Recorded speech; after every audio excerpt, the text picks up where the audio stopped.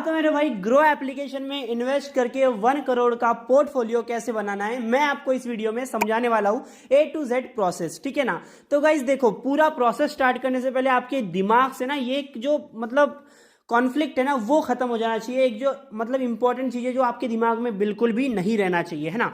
तो गाइज मैंने क्या किया भाई, बहुत सारे मैंने जो वीडियो देख रहा था, मैं फाइनेंस से रिलेटेड देखते रहता हूँ क्योंकि मुझे इंटरेस्ट है। हो सकता है आपको भी हो, आप भी देखते होगे, है ना।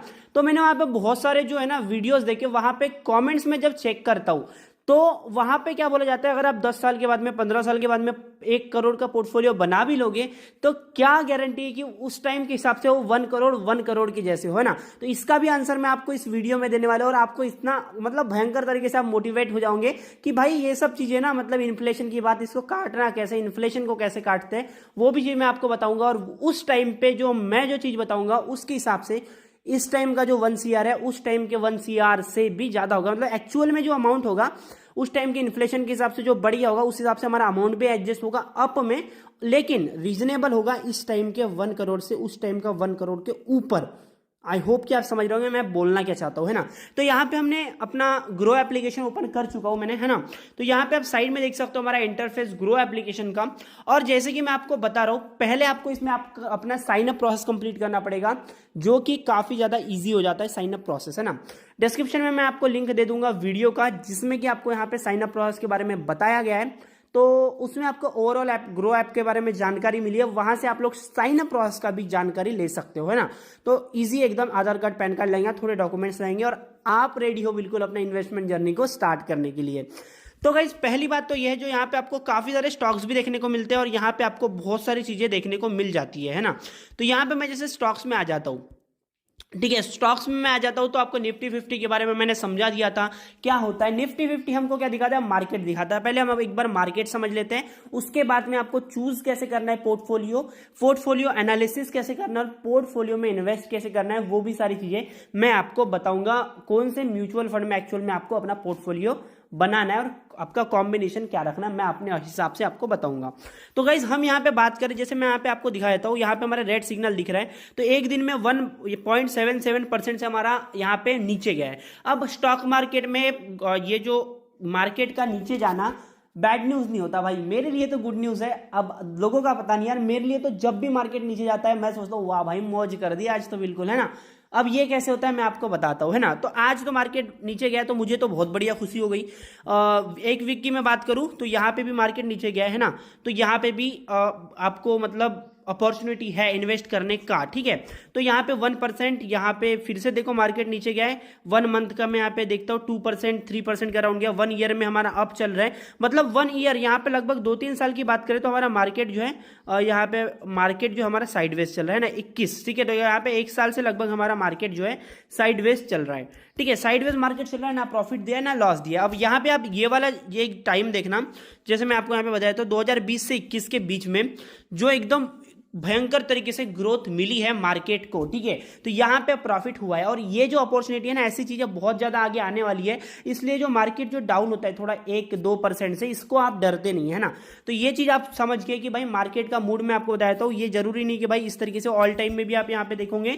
तो यहाँ पे एक लंबी रैली निकली थी, यहाँ पे एकदम अपसाइड रैली निकली थी यहाँ पे मार्केट की, और अभी साइडवेज यहाँ पे मार्केट चल रहा है। तो ये टाइम कभी भी आने वाला है, कभी भी आ सकता है। इसीलिए जो एक्सपर्ट जो प्रेडिक्ट करते हैं कि मार्केट का जो इन्वेस्टमेंट का रिटर्न होता है, रिटर्न ऑन इन्वेस्टमेंट होता है, वो होता है एवरेज 12% के करीब। बहुत सारे जो लोग हैं वो 15% भी खींच लेते हैं, इसको बहुत सारे तरीके से लंबा लंबा खींच लेते हैं। आई होप कि आप यहाँ पे समझ चुके होंगे। अब मैं आपको आ जाता हूँ यहाँ पे म्यूचुअल फंड वाले चीज में। देखो ग्रो एप्लीकेशन मेरा पर्सनल फेवरेट है, इसलिए मैं आपको यहाँ पे बता रहा हूँ। बाकी आपकी मर्जी है, आप कहीं पे भी कर सकते हो, क्योंकि म्यूचुअल फंड ना सारे एप्लीकेशन में सेम ही होते हैं। जैसे टाटा का म्यूचुअल फंड हो गया, एक्सिस का हो गया, पराग पारिक का हो गया, नास्डैक हो गया, यहाँ पे नास्डैक का जो इंडेक्स है वो भाई सारे चीजें ना यहाँ पे आपको मिल जाती है। हर एक जो अपना ब्रोकर कंपनी होती है, एप्लीकेशन होती है, उसमें मिल जाती है ना। तो आप इजीली इसको इन्वेस्ट कर सकते हो। अब मैं आपको पहली बात बताता हूँ, यहाँ पे आपको ग्रो एप्लीकेशन में क्या मिल जाते हैं, टोटल अलग अलग कंपनीज मिल जाते हैं। यहाँ पे आपको देखो एक कैटेगरी मिलती है आपको हाई रिटर्न वाली, जिन्होंने हाई रिटर्न दिए। दूसरा SIP विद 500, मिनिमम 500 से भी आप कर सकते हो। टैक्स सेवर फंड जो होते हैं ना, मेरा एसेट का टैक्स सेवर हो गया, जिसमें कि आपका टैक्स का बचेगा, है ना। तो वो चीजें भी आपको लार्ज कैप, मिड कैप और स्मॉल कैप।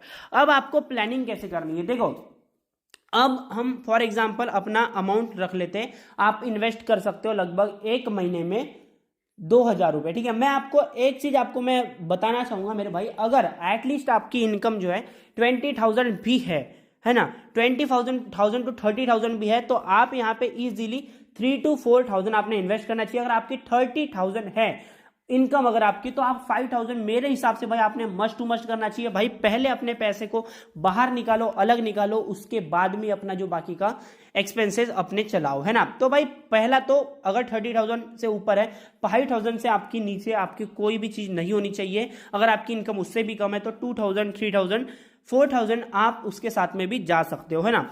तो मैं आपको यहाँ पे आ जाता हूँ, मैं पहले ब्राउजर में आ जाता हूँ और अपना मैंने SIP कैलकुलेटर मैंने ओपन कर रखा हुआ है, ठीक है।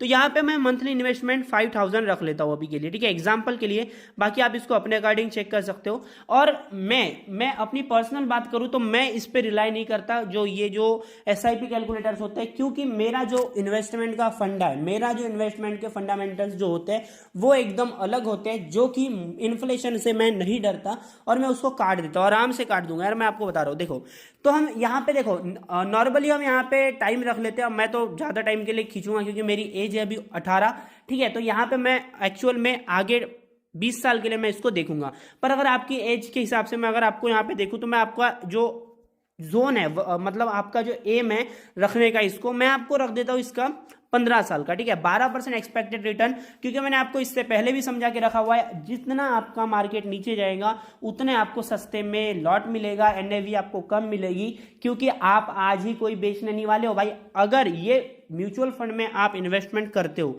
मैं आपको बताऊंगा म्यूचुअल फंड में अगर आप इन्वेस्टमेंट करते हो तो आप कभी नहीं चाहोगे कि भाई मार्केट अब जाए, आप चाहोगे कि मार्केट गिरता रहे गिरता रहे गिरता रहे, क्योंकि अगर मार्केट गिरता रहेगा तो आपकी जो नेक्स्ट इन्वेस्टमेंट आने वाली है वो आपको कम में पड़ेंगी, कम NAV में पड़ेंगी और ज्यादा लॉट आपको ऑफर होगा। और कोई भी म्यूचुअल फंड वाला ये चाहेगा कि अगर आपने 10 साल के लिए होल्ड किया है तो मेरे 10 साल खत्म होने से 1-2 साल के पहले मार्केट ऐसा निकले जो मैंने आपको ग्राफ दिखाया था, वहां पे होता है सबसे ज्यादा प्रॉफिट, सबसे ज्यादा पैसा वहीं पे बनता है। इसीलिए शॉर्ट टर्म के लिए अगर आप 10 साल के लिए इन्वेस्ट करते हो तो भाई शॉर्ट टर्म जो क्रैशेस होते हैं ना उससे भाई हमारे जैसे लोग नहीं डरते यार भाई, समझ रहे हो ना तुम।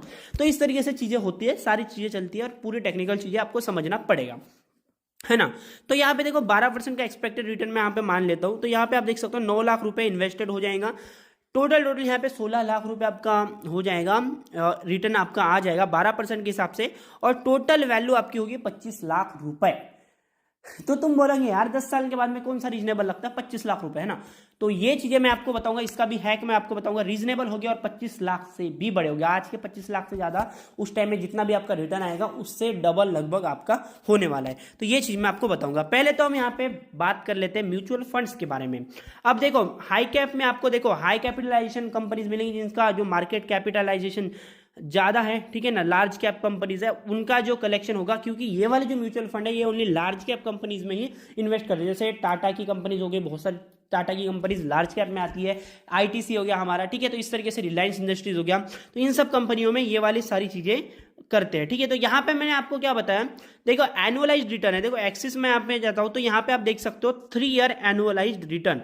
तो axis growth opportunity fund large cap का फंड है, तो यहाँ पे पिछले 3 सालों में इसने एनुअलाइज्ड, समझ लो एनुअलाइज्ड का मतलब क्या होता है, पर ईयर, यहाँ पे 18% के करीब इन्होंने रिटर्न दिया है। तो आई होप कि आप यहाँ पे समझ चुके होंगे। मैं आपको एक चीज समझा के दिखा देता हूँ, यहाँ पे मैं रिटर्न कैलकुलेटर में आता हूँ, ठीक है। तो यहाँ पे रिटर्न कैलकुलेटर की हम बात करें तो लास्ट 3 साल पहले से आपने अगर इसमें टोटल आपका SIP स्टार्ट किया होता 5,000 पर मंथ का, तो आपके जो अमाउंट है टोटल यहाँ पे कितना ज्यादा बढ़ गया होता है ना, SIP मंथली SIP में आपका यहाँ पे 24% के करीब यहाँ पे रिटर्न मिल जाता है। और आपका टोटल अमाउंट मतलब ऑलमोस्ट आप देख सकते हो 1,80,000 का इन्वेस्टमेंट होता है, 2,23,921 रुपीज आपका टोटल हो जाता है। विद इन 3 ईयर्स आपका इतना प्रॉफिट हो जाता है। और इन्फ्लेशन की बात करें तो क्या बात करूंगा यार, इन्फ्लेशन में मतलब नहीं काट पाता। अब देखो उसका भी हैक है, मैं बताऊंगा आपको। तो ये चीज हो गई, ओवरऑल आपका प्रॉफिट होता है, क्योंकि अगर हम इन्फ्लेशन की बात करेंगे 6 से 7% हो जाती है और आपका रिटर्न जो है 12%, 13%, 15% आने वाला है, तो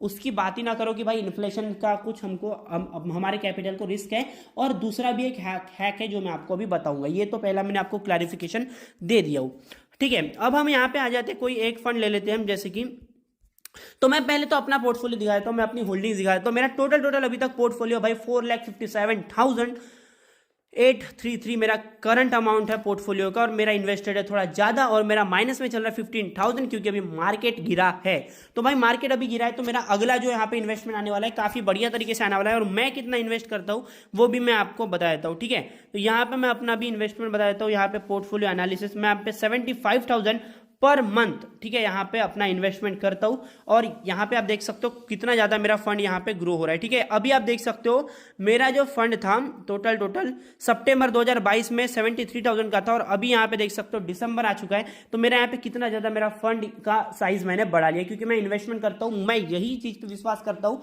इन्वेस्टमेंट करने पे, भाई अपने खर्चे को कम करो, इन्वेस्टमेंट करो। ठीक है, तो यहाँ पे आप देख सकते हो अपना पोर्टफोलियो एनालिसिस भी कर सकते हो, सेक्टर वाइज भी आप यहाँ पे देख सकते हो कि भाई market capitalisation wise large cap में मेरा 47% है, मिड कैप में 39 और 13% मैंने स्मॉल कैप में किया हुआ है, तो इसको मैं बढ़ाऊंगा अभी, है ना, तो ये मुझे बढ़ाना है। कंपनीज यहाँ पे आईसीआईसीआई बैंक में मेरा 3% के करीब ऊपर है, एचडीएफसी में, एक्सिस में, आईटीसी में, तो यहाँ पे इस तरीके से मेरा इन्वेस्टमेंट डिवाइडेड है। तो भाई मैं आपको अभी एक चीज बता देता हूँ आपको यहाँ पे इन्वेस्टमेंट करना कैसे है। ठीक है, तो मैं यहाँ पे आ जाता हूँ एक्सप्लोर वाले ऑप्शन में। जैसे मैं एक्सप्लोर वाले ऑप्शन में आ चुका हूँ, मैं यहाँ पे आपको एक चीज बता देता हूँ।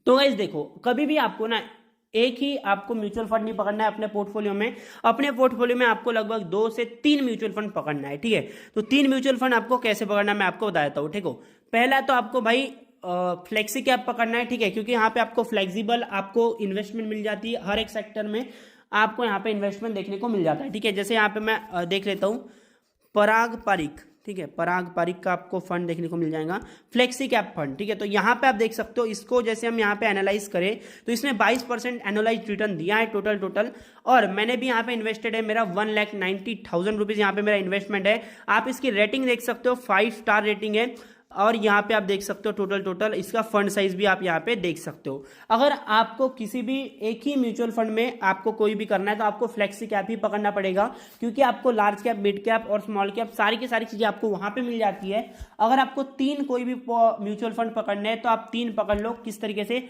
एक लार्ज पकड़ो, मिड कैप पकड़ो और एक स्मॉल पकड़ो, है ना। अगर आपको 4 पकड़ने हैं, अगर आप 4 यहाँ पे कंसिडर कर सकते हो तो आप अपना डाइवर्जन अच्छे तरीके से कर सकते हो फ्लेक्सी कैप को भी पकड़ के। तो इस तरीके से आप लोग अपना पोर्टफोलियो बना सकते हो, क्योंकि पोर्टफोलियो में जो है ना वेल बैलेंस्ड आपका पोर्टफोलियो होना चाहिए, है ना। मैं यहाँ पे कट कर देता हूँ, इसको आ जाता हूँ। मिनिमम एसआईपी अमाउंट है 1,000, तो आप यहाँ पे 1,000 से भी स्टार्ट कर सकते हो। ठीक है, रिटर्न रैंकिंग आप यहाँ पे देख सकते हो, टोटल इसको एनालाइज कर सकते हो। एसआईपी कैलकुलेटर जैसे मैंने आपको करके बताया था वो कर सकते हो। यहाँ पे आप इसकी होल्डिंग भी चेक कर सकते हो, कौन से स्टॉक्स में इन्होंने होल्डिंग कर रखी है अपनी।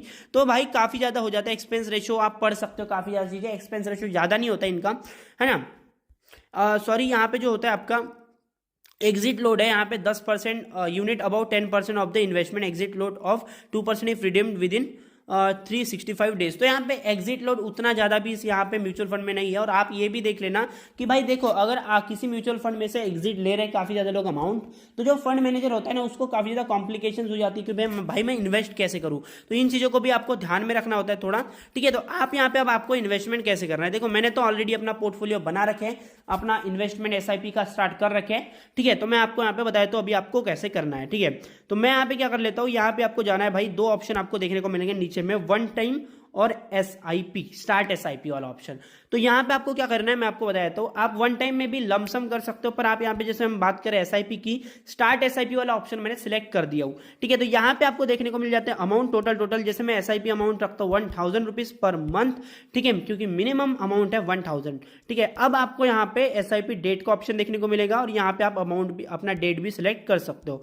इस पर क्लिक कर देता हूँ। जैसे मुझे रखना है कि भाई 1 तारीख को, ठीक है, किसी का पेमेंट आता होगा भाई लगभग 2-3 तारीख तक रिलीज होता होगा, 5 तारीख आप यहाँ पे रख सकते हो। जैसे मैंने 5 तारीख को लगा दिया एसआईपी का। ठीक है, अब यहाँ पे आपको स्टार्ट एसआईपी वाले ऑप्शन पे क्लिक कर देना है। जैसे ही मैंने स्टार्ट एसआईपी वाला ऑप्शन पे क्लिक कर दिया, मुझे यहाँ से अपना पेमेंट करना पड़ेगा कंप्लीट। ठीक है, देखो ये पेमेंट में आपको अभी तो मुझे एसआईपी नहीं करना है, पर मैंने आपको बता दिया।